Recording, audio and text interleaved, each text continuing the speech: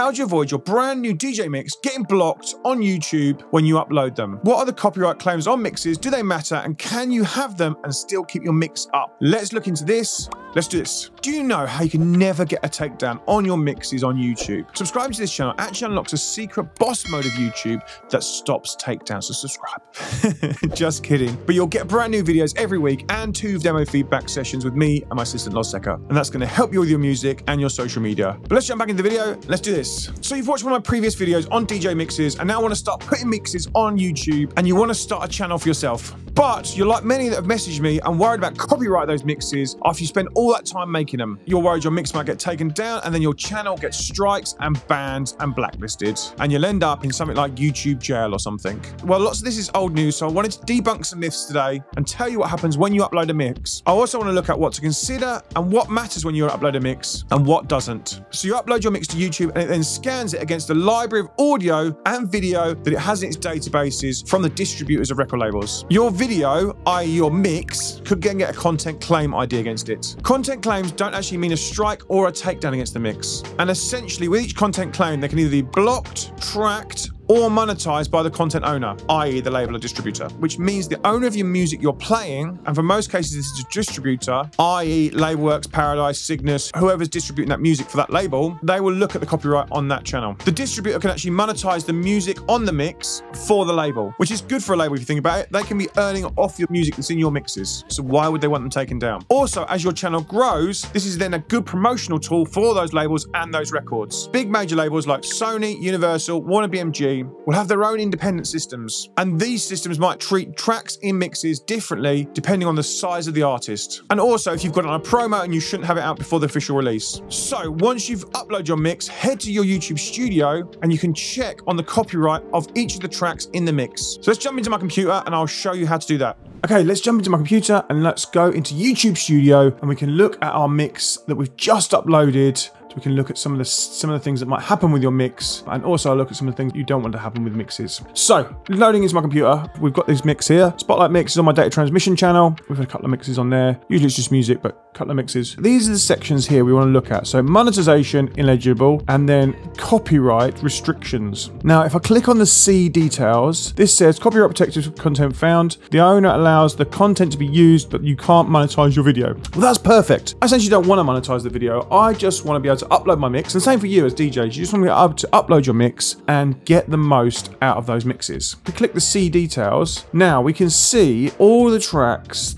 in the mix that it's found, and essentially we can see that each one has video can't be monetized, copyright owned by Labelworks, and these are the copyright territories, so all the countries. And the main thing for this mix is here, content not affected. Now the other things you might get in here are different things. You might get partially affected, you might get muted, visibility public, monetization ineligible. This is literally perfect for you. Your mix can be heard and seen across the world. We don't need to do anything to this mix. Now, if you had some issues with the mix, say you uploaded your test mix and there were some issues with your mix and there were some tracks that got some flagging. Well, I've got a track here that's got some flagging. You can see it comes up here, partially blocked. The video contains copyright material. As a result, it has been blocked in some countries and regions. Now, again, we click into our copyright here and we can see channel not affected. So we've had no strikes, which is good. The visibility is partially blocked. And if we roll over the visibility, we will see United States, United Kingdom, Italy, Spain, Germany, video is visible, completely fine. But this video has been blocked in Russia. And you'll get that. You'll get ones like China, North Korea, those sort of places you might get blocked. Now, are we bothered about that? Really? Sorry, my Russian friends, sorry, my North Korean friends, I'm not too fast.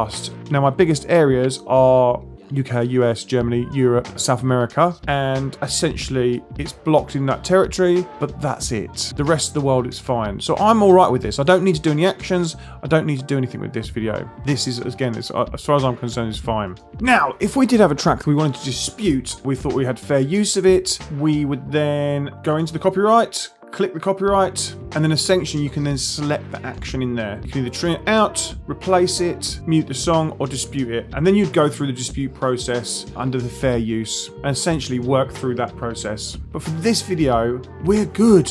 We can hear it, we can see it, we can see the mix, we can see the DJ, and none of the tracks have been muted or you can't hear them. Perfect. Now we've done that and we checked that, what steps are next? There are a few actions you can take when it comes to if you've had a copyright strike, and these include replacing the track, disputing the track, having the track muted, or trimming the segment out within YouTube. And of a lot of those for a DJ mix, it's going to be as simple as redoing the mix without that track in, and then re-uploading it so you don't get the infringement. Most of you aren't going to dispute, but if you do want to dispute a track, then there's a 4-step process to go through. And I'd probably only go through this process if the label itself has asked you to make a mix and will help you through the process. You could dispute the track under fair use. The fair use legal doctrine says that you can reuse copyright protected material under certain circumstances without getting the copyright owner's permission, but there aren't any magic words to automatically apply for fair use. So it's a bit of a hit and miss affair. Is that worth it when it comes to a mix? If you've done all of this successfully, then you will have a mix without any claims. But again, most of the time you ain't going to do this. If you want to dispute anything in a mix,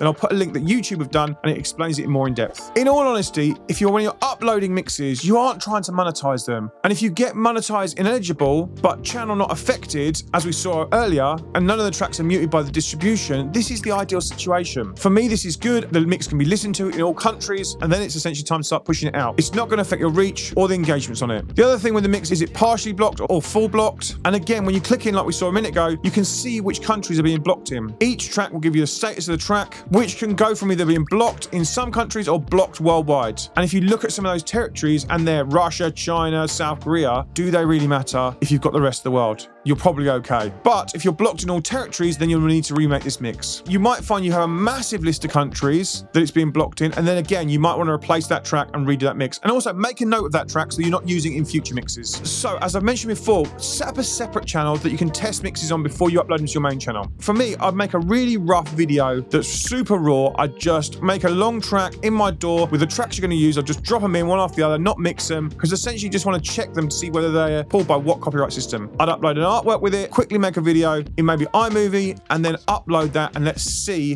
what is being tracked and what is going to cause you a problem. For me, I use a program like Adobe Audition. I'll just drop them on one timeline, add a video, add an image, and export and upload. Simple as. When you get a video can't be monetized, but the channel is not affected, this means people can hear it and see the mix across the world, and you're good to go. Let's briefly chat about monetization otherwise. So if you can't monetize via AdSense, then how can you monetize these mixes? And for me, when it comes to mixes, it's always about getting gigs off of it. As a recap, to monetize on YouTube, you need to have 1,000 subscribers and 4,000 valid public watch hours in the last 12 months, or 1,000 subscribers and 10 million shorts views in the last 90 days, and also live in a country where YouTube partner program is available. The good thing when it comes to mixes, they're usually longer videos, i.e. 10, 30, an hour, 2 hours, 3 hours, which means the watch time is a lot higher when it comes to mixes because they're watching more. And it will definitely make it easier in the long run to hit those 4,000 watch hours, as long as people are enjoying your videos. As I mentioned, the idea isn't to monetize via AdSense. It comes from other formats like gigs, merchandise, Patreons, or maybe you can set up another channel where people support your music, or you can set up a way so people can tip you to support your channel and your mixes. For my demo streams, for instance, we use a system called Buy Me a Coffee, and it allows viewers on my demo streams to upgrade their membership from basic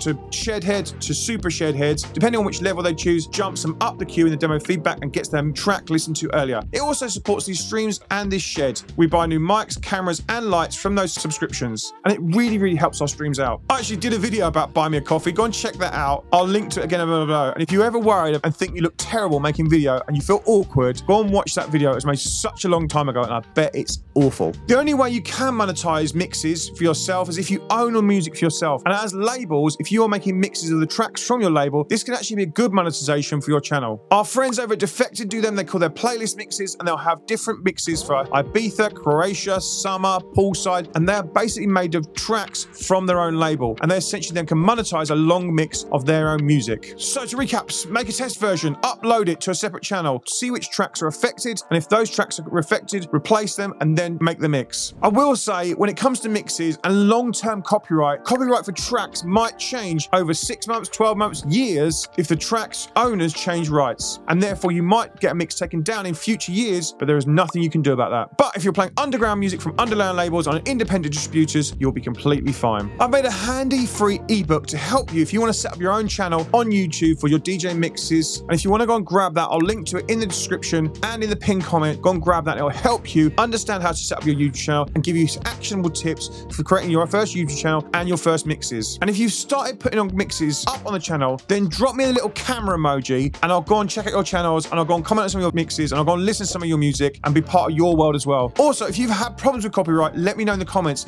and let's discuss it more in the comments. I'd love to know and I'll see if I can help you. The big question I regularly get asked is how do I get more views on my DJ mixes? And if you're one of those people and you're struggling to get views on your mixes, then you need to watch this video next and click into this video in a minute and go and watch that on next. As ever with YouTube, don't forget to subscribe to this channel. We give out 2 videos a week and 2 demo feedbacks every Monday and every Wednesday from 1 PM to 3 PM on this channel with myself and Loseka. Go and click into this video and I'll see you in this to help you with more on YouTube as DJs and producers. I'll see you in there. I've been Grahame Farmer. See you later. Bye-bye.